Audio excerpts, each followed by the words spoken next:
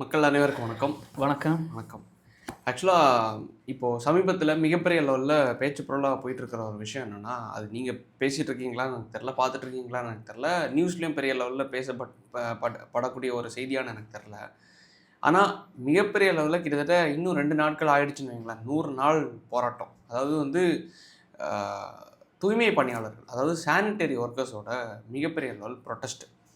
சென்னை மெரினால இதுக்கு முன்னாடி வந்து ஜல்லிக்கட்டு ப்ரொட்டஸ்ட் நடந்துச்சு. அந்த ஜல்லிக்கட்டு ப்ரொட்டஸ்ட்டுக்கு அடுத்ததாக கிட்டத்தட்ட மெரினா கிடையாது, ரிப்பன் மாளிகைக்கு முன்னாடி சென்னையில் வந்து ரிப்பன் மாளிகை இருக்குது. அந்த ரிப்பன் மாளிகைக்கு முன்னாடி வந்து கிட்டத்தட்ட பல நாட்களாக தொடர்ந்து போராட்டம் பண்ணாங்க இந்த தூய்மை பணியாளர்கள். ஸோ அப்போ அந்த டைமில் என்ன நடந்துச்சுன்னா, ஸோ ஃபஸ்ட் இந்த ஹிஸ்ட்ரியை கொஞ்சம் பார்த்துடலாம். ஸோ எதனால் இந்த போராட்டம் பண்ணாங்க, பண்ணதுக்கப்புறமா இன்றைக்கி ஏன் வந்து லத்தி சார்ஜ் பண்ணி போலீஸ் அவங்கள இழுத்து கொண்டு போனாங்க, அவங்க வந்து கடலில் குதிச்சு சாகிறதுக்கு அது ஒரு ஒரு போராட்டம். ஆமாம், எங்களை வந்து சாகிறதுக்காக விடுங்க, வாழ்கிறதுக்காச்சும் நீங்கள் விடலை, சாகிறதுக்கு விடுங்க அப்படிங்கிற மாதிரி ஒரு போராட்டம். ஸோ காரணம் என்னென்னா, ஃபர்ஸ்ட் ஆஃப் ஆல்லேருந்து போயிடலாம். ராம்கின்னு ஒரு நிறுவனம் இருக்குது, கிரேட்டர் சென்னை கார்பரேஷன் இன்னொரு பக்கம் இருக்குது, ராம்கின்னு ஒரு நிறுவனம் ஒரு பக்கம் இருக்குது. கிரேட்டர் சென்னை கார்பரேஷன் ஜிசிசி தான் என்ன பண்ணுதுன்னா, நம்ம சென்னையில் குப்பை அள்ளுற இருக்குல்ல, இப்போ நம்ம வீட்டுக்கு வெளிலெல்லாம் குப்பை இருக்குது. ஸோ இப்போ இந்த குப்பை எல்லாத்தையும் அகற்றி சுத்தமாக வச்சுருக்க ஒரு வேலை. ஒன் ஆஃப் த ரோல் யாருன்னா, ஒன் ஆஃப் த ரோலில் கிரேட்டர் சென்னை கார்பரேஷனோட ஒன் ஆஃப் த ரோல் என்னென்னா, கார்பரேஷன் வந்து தூய்மையாக வச்சுருக்காது நம்மளை சுற்றி இருக்கிற சமுதாயம் எல்லாத்தையுமே. ஸோ அப்போ அந்த ஒர்க்கை பண்ணுறது யாருன்னா ஒரு மனுஷங்க. அந்த மனுஷங்க தான் யாருன்னா சானிட்டரி ஒர்க்கர்ஸ். ஸோ அவங்கள தான் வந்து தமிழில் தூய்மை பணியாளர்கள்னு சொல்லிட்டு ஒரு வார்த்தையில் குறிப்பிட்றாங்க. இவங்க எல்லாரையுமே தொடர்ந்து பல ஆண்டுகளாக வந்து டெம்பரரி ஒர்க்கர்ஸாக வச்சுருந்தாங்க. லைக் எப்படின்னா, நீங்கள் வந்து அரசாங்க உத்தியோகத்தில் தான் இருக்கீங்க, ஆனால் உங்களுக்கு வந்து நீங்கள் நிரந்தர வேலையில் கிடையாது. என்றைக்குனாலும் அவங்க உங்களை ஃபயர் அவுட் பண்ணலாம். ஐ மீன் வந்து உங்களை வந்து வேலையை விட்டு தூக்கலாம் அப்படிங்கிற ஒரு சிச்சுவேஷனில் நீங்கள் இருக்கீங்க. அப்படி இருக்கிற பட்சத்தில் என்ன ஆகுதுன்னா, தொடர்ந்து அந்த மக்கள் வந்து ஒரு கோரிக்கை முன் வச்சுட்டே இருக்காங்க. என்னென்னா, எங்களை வந்து பணி நிரந்தரம் பண்ணணும் அப்படிங்கிறது. ஸோ பணி நிரந்தரம் பண்ணணும்னா 2026 இந்த போராட்டம் இவ்வளோ தூரம் வெடித்ததுக்கு காரணம் என்னென்னா, 2021 ஸ்டாலின் அவர்கள் வந்து ஒரு குறைதீர்ப்பு முகாமில் வந்து ஒரு அம்மா வந்து எழுப்பி கேட்குறாங்க அவங்கக்கிட்ட, ஐயா எங்களை வந்து நாங்கள் டெம்பரரி ஒர்க்கர்ஸாக இருக்கோம், எங்களை வந்து பர்மனெண்ட் ஒர்க்கர்ஸாக நீங்கள் வந்து நியமிக்கிறதா வாக்குறுதி கொடுத்துருக்கீங்க. ஸோ அது ஆமாம்மா, நாங்கள் எங்களோட ஆட்சி அமைஞ்சதுக்கப்புறமா நாங்கள் உங்களை வந்து பெர்மனெண்ட் ஒர்க்கர்ஸாக நியமிப்போம் அப்படிங்கிற ஒரு வாக்குறுதியும் கொடுக்குறாங்க. இது ஒரு பக்கம் இருக்குதா? ஸோ இப்போ 4.5 ஆண்டுகள் ஆட்சி நடந்துருச்சா? ஸோ மக்களுக்கு வந்து ஒரு கேள்விக்குறி, என்னடா இது வாக்குறுதியெல்லாம் நிறைவேற்றிட்டாங்கன்னு ஒரு நாடகத்தை போட்டாங்களே. ஸோ அப்போது 90% வாக்குறுதிகள் நிறைவேற்றிட்டாங்கன்னா, எங்களுக்கு மக்களுக்கான ஒரு மிகப்பெரிய ஒரு பிரச்சனை இருந்துட்டு இருக்கிறது வந்து தூய்மை பணியாளர்களோட பணி நிரந்தரம். அதை பண்ணலை அப்படிங்கிற ஒரு விஷயத்த வந்து மக்கள் ஒரு போராட்டமாக ஃபஸ்ட்டு ஆகஸ்ட் 1 முதல் போராட்டத்தை முதல் நாட்களாக தொடங்குறாங்க. மெரினா பீச் கிடையாது, ரிப்பன் மாளிகைக்கு வெளில தொடங்குறாங்க. ஆகஸ்ட் 1 இன்றைக்கி கிட்டத்தட்ட 97-98 நாட்கள் ஆகிடுச்சு. இன்றைக்கி நீங்கள் ஒட்டு மொத்தமாக கவுண்ட் பண்ணிங்கன்னா. ஏன்னா ரிப்பன் மாளிகைக்கு வெளில போராட்டத்தை மேற்கொண்டு அந்த ரிப்பன் மாளிகைக்கு வெளில வந்து கடைசியில் என்னென்னா, ஹைகோர்ட்டில் ஒரு நாடகத்தை அழகாக போட்டாங்க. என்னென்னா, ரிப்பன் மாளிகை பக்கத்தில் தான் ரயில்வே ஸ்டேஷன் இருக்குது. ஸோ ரயில்வே ஸ்டேஷனுக்கு போகிறதுக்கு இடையூறாக இருக்குது, இந்த மக்கள்லாம் இந்த மாதிரி போராட்டம் பண்ணிட்டு இருக்காங்கிறதுனால ஒருத்தவங்க வந்து அதை ஒரு வழக்கு மாதிரி ஒன்று கொடுக்குறாங்க. ஸோ அது எல்லாம் ஒரு செட்டிங். இவங்க ஒருத்தவங்க வந்து திமுககாரங்க ஒருத்தவங்க வழக்கு போட்டு, ஸோ மக்கள் டைரெக்டாக அரசாங்கம் வந்து இவங்களெல்லாம் அகற்றிட்டாங்கன்னு வைங்களேன். இப்போ நம்ம எல்லாம் போராட்டம் பண்ணிட்டு இருக்கோம், டைரெக்டாக நம்மளுக்கு எதிராக அரசாங்கம் தான் நம்மளுக்கு பண்ணி கொடுக்கணும் நம்மளுடைய ஃபேவரை. ஸோ அந்த அரசாங்கம் வந்து லத்தி சார்ஜ் பண்ணி நம்மளை அகட்டிட்டாங்கன்னா அரசுக்கு மேலே நம்மளுக்கு கோபம் வரும். அப்போது கோர்ட் வந்து ஒரு ஆணை கொடுத்து கோர்ட் அகற்றினாங்கன்னா நம்ம யார் மேலே கோவப்படுறது? அப்போ இவங்க என்ன பண்ணிட்டாங்க, கோர்ட்டுக்கு ஒருத்தவங்க மூலமாக வழக்கை போட்டு கோர்ட் வந்து ஒரு ஆர்டர் கொடுக்குது, இது வந்து ஒரு பொது இடம், இந்த பொது இடத்துல மக்கள் அன்றாடம் புழங்குற ஒரு இடம். ஸோ அதனால இந்த இடத்துல போராட்டம் பண்ணக்கூடிய தகுந்த இடம் கிடையாது, இவங்களை அகற்றணுங்கிறதுக்காக நைட்டோட நைட்டு போலீஸ் பவரை யூஸ் பண்ணி இந்த மக்களை எல்லாத்தையுமே அகட்டிட்டாங்க. ஒருவேளை மக்கள் போராட்டமாக மாறணும்னு நினச்சிட்டு இதை பயந்துட்டாங்க இல்லை, அதான் அது பெரிய ஒரு போராட்டமாக உருவெடுக்கிற டைமில் என்ன பண்ணிட்டாங்க, அகட்டிட்டாங்க. ஏன்னா அது நடந்துருக்கிற டைமில் தான் மதுரையில் அடுத்த போராட்டம் வெடிக்குது, இதே தூய்மை பணியாளர்கள் போராட்டம். ஸோ அப்போ என்ன நடக்குதுன்னா, இந்த போராட்டம் வந்து போயிட்டு இருக்கிற டைமில் அதுக்கு அடுத்தது வந்து ஏன்னா நானும் நினச்சிட்டு இருந்தேன், இவங்களுக்கு வந்து அப்போ ஒரு 7 இவங்களுக்கு ஒரு சலுகைகள் மாதிரி கொடுத்தாங்க. அதாவது இவங்க ஒரு வேளை பணியில் இருக்கும்போது இறந்துட்டாங்கன்னா அவங்களுக்கு ஒரு 10 லட்ச ரூபாய் இழப்பீடு, அதை தாண்டி வந்து 5 லட்சம்னு நினைக்கிறேன் இழப்பீடு, அதை தாண்டி வந்து இவங்க ஏதாச்சும் தொழில் தொடங்கணும், இவங்க குடும்பத்தில் பசங்களோ யாராச்சும் இல்லை இவங்களோ தொழில் தொடங்கணும்னா அவங்களுக்கு ஒரு மானியம் லோன் மாதிரி, அதுக்கு ஒரு செட் ஆஃப் அமௌண்ட் கிட்டத்தட்ட ஒரு 30% வெய்வரோட சலுகைகளோட அவங்களுக்கு ஒரு லோன், அதை தாண்டி வந்து ஒரு 7 சலுகைகள் கொடுத்தாங்க ஒட்டு மொத்தமாக. இதுதான் முக்கியமான சலுகைகள். என்னென்னா பணம் இழப்பீடு அவங்களுக்கு. இவங்க ஒரு வேளை பணியில் இருக்கும்போது இறந்துட்டாங்கன்னா 10 லட்ச ரூபாய், ஏதாச்சும் தொழில் தொடங்கணும்னா அதுக்கு ஒரு 10 லட்ச ரூபாய், அதுக்கு ஒரு 30% வேவர். ஸோ அது மாதிரி ஒரு 7 சலுகைகளை கொடுத்தாங்க. கொடுத்ததுக்கப்புறமா இந்த போராட்டம் வந்து முடிஞ்சிடும் அப்படின்னு நினச்சேன். காரணம் என்னென்னா அங்கே எந்த ஒரு இடத்துலையுமே உங்களுக்கு வந்து இந்த வேலையை நாங்கள் நிரந்தரம் பண்ணி கொடுக்குறோன்னு ஒரு அஷூரன்ஸ்லாம் அந்த சலுகையில் எதுவுமே கிடையாது.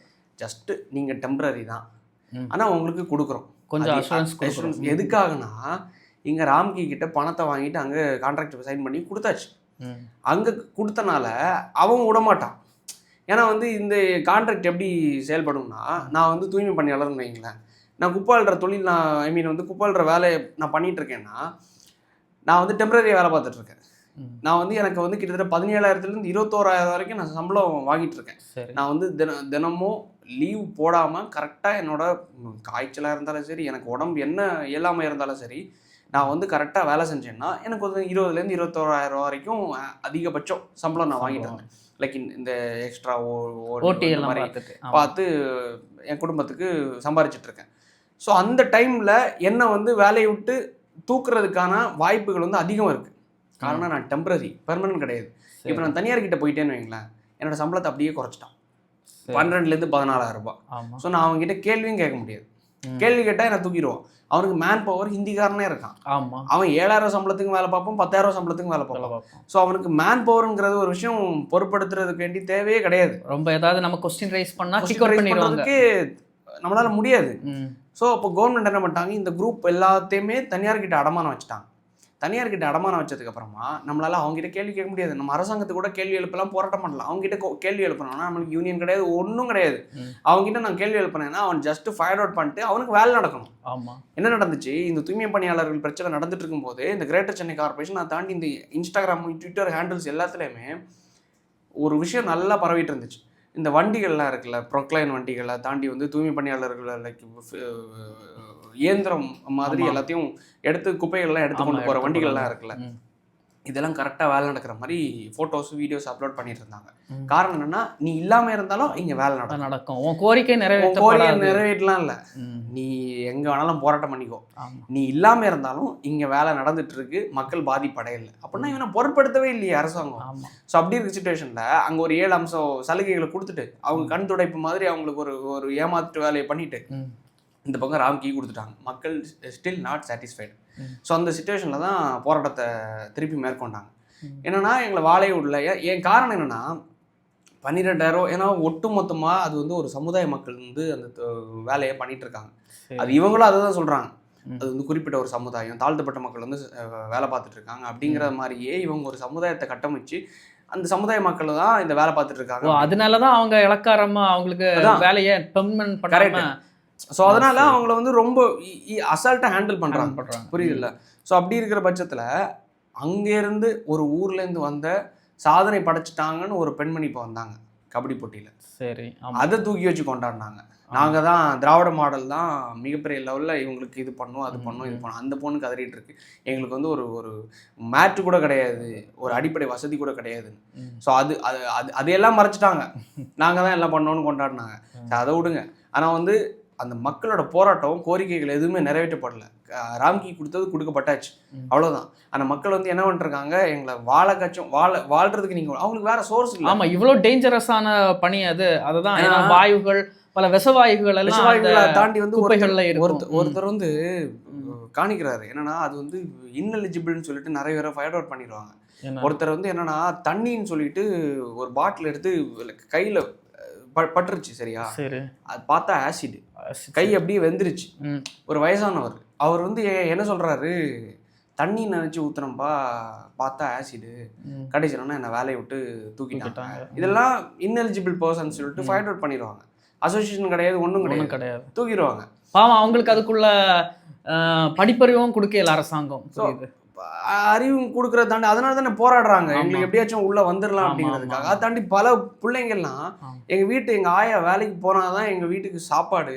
ஆமா. ஏன்னா ஒன் மேன் ஏர்னிங்கா இருக்காங்க, அவங்க பாட்டியா ஆயான்னு சொல்லுவாங்க. ம்.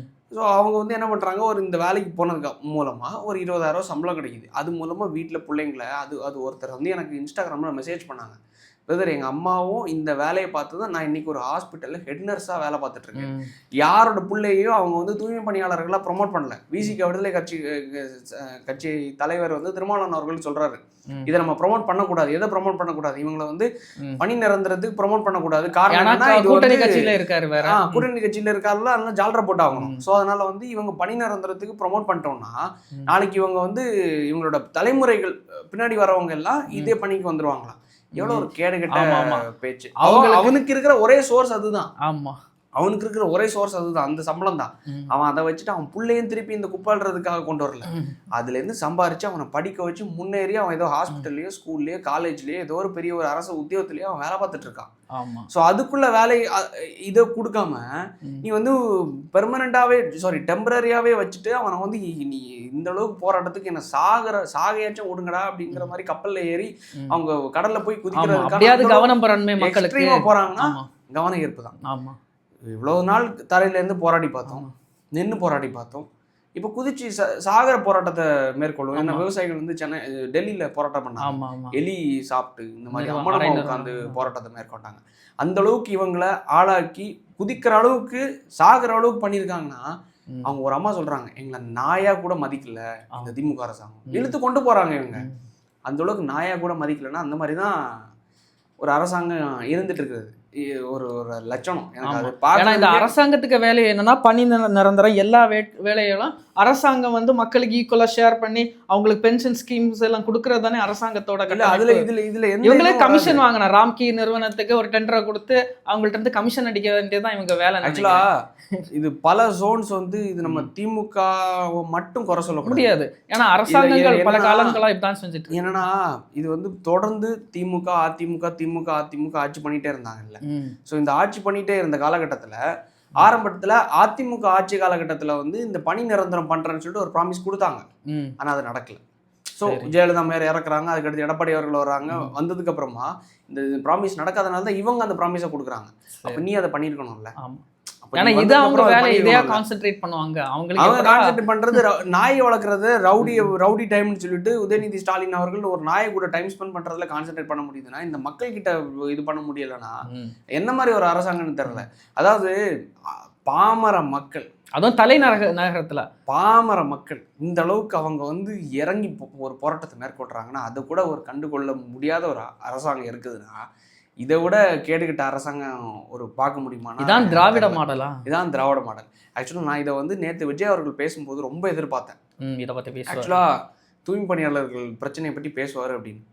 ஏன்னா உண்மையிலே நீங்கள் டிவிகே கட்சிக்காரங்க திட்டினாலும் எனக்கு பிரச்சனை இல்லை, எதனாலும் பிரச்சனை இல்லை. எண்ட் ஆஃப் த டே ஒரு அரசாங்கம் எதுக்கு, ஒரு கட்சி எதுக்கு? மக்களுக்காக. மக்களுக்காகவே நான் அப்படிங்கிற மாதிரி ஜெயலலிதா அவர்கள் சொன்னது மாதிரி, for the people to the people by the people சொன்னது மாதிரி கவர்மெண்ட் எதுக்கு? மக்களுக்காக. ஆனால் அந்த மக்களுக்காகன்னு வரும்போது திரு விஜய் அவர்கள் நேத்திக்கு வரும்போது திருப்பி வந்து விஜய் 2.0 தாண்டி வந்து லைக் டிஎம்கேக்கு மாற்று டிவிகே தான், அதுதான் ஸ்ட்ராட்டஜைஸ் பண்றாங்க. இல்லை எங்களுக்கு எதிரான எதிர்கட்சி வந்து 2026 தேர்தல் வந்து டிஎம்கே வர்சஸ் டிவிகே தான். ஸோ எல்லாம் ஓகே, கேட்டது தான். பட் வந்து புதுசாக நான் ஒரு விஷயத்தை எதிர்பார்த்தேன். அது நீங்கள் மக்களோட பிரச்சனையை தீர்க்கிறதுக்கு திரு விஜய், ஏன்னா விஜய் அவர்கள் வந்து ஒரு விஷயம் பேசினா கூட அது மிகப்பெரிய லெவலில் பேச்சு பொருளாகும். ஆமா ஆமா. ஏன்னா நேற்றுக்கு அந்த மாநாட்டில் பேசினாங்க. இன்னைக்கு யூடியூபுக்குள்ள வாங்க, அதை தாண்டி சேனல்ல போங்க, எல்லா இடத்துலயும் அவங்களோட விவாதம். ஆமா, எல்லா மெயின் ஸ்ட்ரீம் மீடியாஸ் கூட அவரை பேசினாங்க. ஆதோ அர்ஜுனா வந்து விஜய் அவர்கள் வந்து பிளாக் அண்ட் ரெட் சைக்கிளில் போனது மூலமா உங்களுக்கு ஸ்டாலின் அவர்களுக்கு வாக்கு அறுவடை பண்ணி கொடுத்தாரு 2021. அந்த நன்றி கடை கூட்டம் இல்லையா அப்படிங்கிற மாதிரி பல கேள்வி அதையும் ஓப்பனா போட்டு உடைச்சிருக்காரு. அது எல்லாத்தையும் விவாதம் பண்ணிட்டு இருக்காங்க. ஸோ அதை விவாதம் பண்றது நல்லதுதான். ஏன்னா வந்து ஒரு மாற்றத்துக்காக ஒரு கட்சி வராங்க, அது பேச்சு பொருளாக ஆக்கப்படுதுங்கிறது நல்லதுதான். ஏன்னா திமுகங்கிற ஒரு கட்சி இருக்கக்கூடாதுங்கிறது நம்ம எல்லாரோட விருப்பம், நம்ம தமிழக மக்களோட விருப்பம். ஏன்னா வந்து சுரண்டி கொள்ளடிச்சு திணிட்டான். ஸோ அப்படி இருக்க பட்சத்தில் நீங்கள் ஒரு மாற்றத்துக்காக வரீங்க, அதுக்காக நம்ம பேசிகிட்டு இருக்கோம். நான் டிவிக்காக பேசிகிட்டு இருக்கேன். ஸோ ஒரு நல்ல ஒரு கூட்டாட்சி அமையணுங்கிறதுக்காக நான் பேசிகிட்டு இருக்கேன். இது எல்லாம் நடந்துட்டு இருக்கும்போது அங்க ஒரு மக்கள் மிகப்பெரிய லெவல்ல போராட்டம் பண்ணிட்டு இருக்காங்க. அதையும் பேசணும்னு எதிர்பார்த்தேன். அவர் பேசியிருந்தா இப்ப ஒரு பெரிய மக்கள் போராட்டமா மிகப்பெரிய லெவல் இம்பாக்ட் ஆயிருக்கும். வேற ஒன்றும் இல்லை, அந்த மக்கள் கூட விஜய் அவர்கள் போய் நின்றுட்டாங்கன்னு. ஆமா, சரி நிக்கல, பேச்சு அவங்களுக்காக போய் நின்று பேசி இருந்தாங்க. ஒரு நிமிஷம் பேசியிருந்தாலே எல்லாம் வெர்ச்சுவல் வாரியர்ஸ் எல்லாமே பெரிய சப்போர்ட் பண்ணிருப்பாங்க. கண்டிப்பா அந்த ஒரு ஒரு மேடையில பேசி இருந்தாங்கன்னா அது மிகப்பெரிய ஒரு இம்பாக்ட் ஆயிருக்கும்.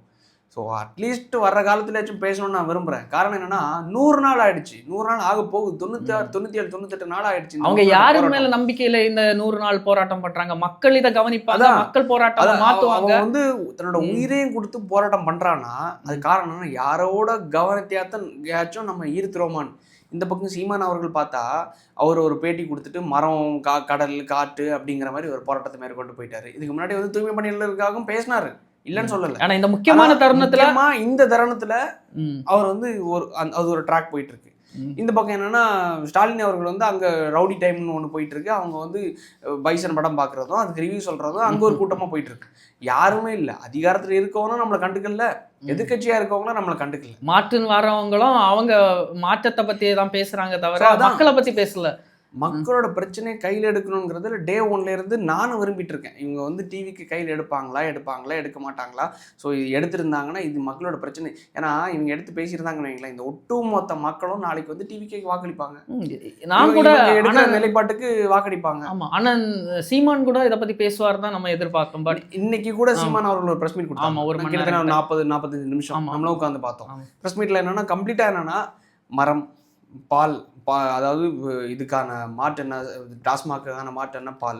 ஸோ இதுக்கான இங்கே 1 லட்சம் கோடி 1000 கோடி ரூபாய் 1 லட்சம் கோடி ரூபாய்க்கு சந்தை பொருள் இருக்கா? இங்க வந்து பாலுக்கு 1 லட்சம் கோடி ரூபாய் சந்தை பொருள். ஆமா, மறுபடியும் அவர் கொள்கை கோட்பாடு தான் பேசுறாரு. கரண்ட் இஷ்யூஸ் அவர் எங்க கவனிக்கணும்ல. இந்த பக்கம் மாதாவரத்தில் நீங்கள் வந்து பால் பண்ணையை மூடிட்டீங்களா? ஏன் மூடினீங்க? அந்த பக்கம் எங்கள் தாத்தா காமராஜர் அவர்கள் கொண்டு வந்த அந்த சிறப்பு திட்டம், அதை ஏன் நீங்கள் மூடினீங்க? எல்லாம் பேசினதை வரவேற்கிறோம், எல்லாம் ஓகே ரைட்டு. ஆனால் இந்த தருணத்தில் அங்கே ஒருத்தன் சாகும் போராட்டத்தை ஒன்று பண்ணிட்டு இருக்கான். ஆமாம், அதாவது என்னன்னா அது இப்போ நம்ம எல்லாம் பேசுறோம்னா மிஞ்சி போனால் ஒரு 5000-10,000 பேர் பார்ப்பான். மிஞ்சி போனா யூடியூப்ல. ஏன்னா காரணம் என்னன்னா நம்ம இப்பதான் நம்ம மக்களோட மக்களா இருந்து பேசுறோம். இப்பதான் ஒரு சேனல் உட்காந்து பேசி ஒரு பிரச்சனையை வாய்ஸ் அவுட் பண்ணி கொண்டு வந்துட்டு இருக்கோம். ஆனா சீமான் அவர்கள், விஜய் அவர்கள்லாம் அட்டென்ஷன் சீக் பண்ணக்கூடிய பர்சன்ஸ். ஸோ அப்படி இருக்கும்போது அவங்க எல்லாம் இதை பேசி பண்ணியிருந்தாங்கன்னா அவனுக்கு வந்து ஒரு தீர்வு கிடைச்சிருக்கோங்கிறதுனாலதான் நம்ம ஒரு 2 கட்சியுமே என்ன பேசுது, பிறப்புக்கும் எல்லா உயிருக்கும். அவர்கள் பிற சமூகம் தான், ஏன்னா தமிழ் சமூகம் இல்லை தான். இருந்தாலும் அவங்க ஓட்டு தேவைதானே. ஏன்னா கொஞ்சம் கழிஞ்ச சில காலங்களுக்கு முன்னால சீமான் அவர்களுக்கும் அந்த சமூகத்துக்கு மீதும் அரசியல் பரசலாக சில பிரச்சனைகள் இருந்தாலும் நம்ம கருத்தியல் என்ன, பிறப்புக்கும் எல்லா உயிருக்கும். இந்த 2 கட்சிகள் மாட்டு கட்சியா வர 2 கட்சியுமே அதான். ஆக்சுவலா அவங்க பிற சமூகம் அதெல்லாம் நான் பேச வரல. மக்கள், ஆமா மக்கள், நம்ம வீட்டுக்கு அதுவும் தலைநகரை காப்பாற்றும் ஒரு விஷயத்துல வந்து போராட்டம் பண்ற மக்கள் இங்க மட்டும் கிடையாது, மதுரையிலும் சரி எல்லா ஊர்லயும் சரி அவங்க தான் வேலை பார்த்துட்டு இருக்காங்க. அவங்க இல்லைன்னா நாரிடும். ஆமா, ஸோ அப்படி வந்து நமக்காக வேலை பார்த்துட்டு இருக்காங்க. அதான் நமக்கிட்ட வேலை பார்க்குறோம். ஆமா, ஒரு அடிப்படை கோட்பாடு உண்டு. நம்ம கிட்ட வேலை பார்க்குறவங்களை நம்ம சந்தோஷமா வச்சிருந்தா அவங்க நம்மள சந்தோஷமா வச்சிருப்பாங்க. இல்ல அவங்களோட ஓட் பேங்க் மிகப்பெரிய ஒரு வாக்கு ஒரு விஷயம். ஸோ அப்படி இல்லாத பட்சத்துல அவங்களை கண்டுகொள்ளாத பட்சத்துல அது எப்படி நம்ம ஒரு ஜெயிக்க முடியும்ங்கிற ஒரு கேள்விக்குறி இருக்குல்ல. எடப்பாடி அவர்கள் இதுக்கு முன்னாடி பேசியிருந்தாங்க. ஸோ அவங்க பேசும்போது அது ஒரு இம்பாக்ட் இருந்துச்சான்னு கேட்டா இந்த அளவுக்கு இம்பாக்ட் இல்லை. பேசணும்னா உடச்சு பேசணும்னா. ஸோ அப்படி இருக்கிற பட்சத்தில் இன்னைக்கு அட்டென்ஷன் சீக் பண்ற பர்சன்ஸ் 2 பேர், விஜய். ஸோ அவங்க பேசாத ஒரு விஷயம் வந்து ஏமாற்றத்துக்குரிய ஒரு விஷயமா இருக்குது. ஏன்னா நம்ம வந்து நேற்றுக்குள்ள மாநாடை பற்றி சும்மா அரைச்ச மாதிரி இருக்கேன்னு சொல்லிட்டு நம்ம பேச வேணாம்னு நினச்சிருந்தோம். ஆமாம். ஆனால் இன்னைக்கு இந்த மக்களோட போராட்டத்தை பார்க்கும்போது ஏன் இதை பேசியிருந்தால் இது மிகப்பெரிய லெவலில் ஒரு அட்டென்ஷன் சீக் கிடச்சிருக்கும். அது மூலமாக மக்களோட பிரச்சனை ஏதாவது ஒன்று தீர்வு கிடச்சிருக்கோங்கிறது நான் விரும்பினேன். காரணம் அந்த டைமில் மிகப்பெரிய லெவலில் அது பீக்கில் போயிட்டு இருக்கும்போது தான் அரசாங்கம் ஒரு 6 சலுகைகளை கொடுக்குறாங்க இந்த மக்களுக்கு. அட்லீஸ்ட் இவங்க பேசியிருந்தாங்கன்னா இன்னொரு ஹோப் கிடச்சிருக்கும்ல. ஸோ அது வருங்காலத்திலேயாச்சும் நடக்கும்னு நம்புகிறோம். மக்களுக்கு நல்ல ஒரு விடிவு காலம் பிறக்கும்னு நம்புகிறோம்.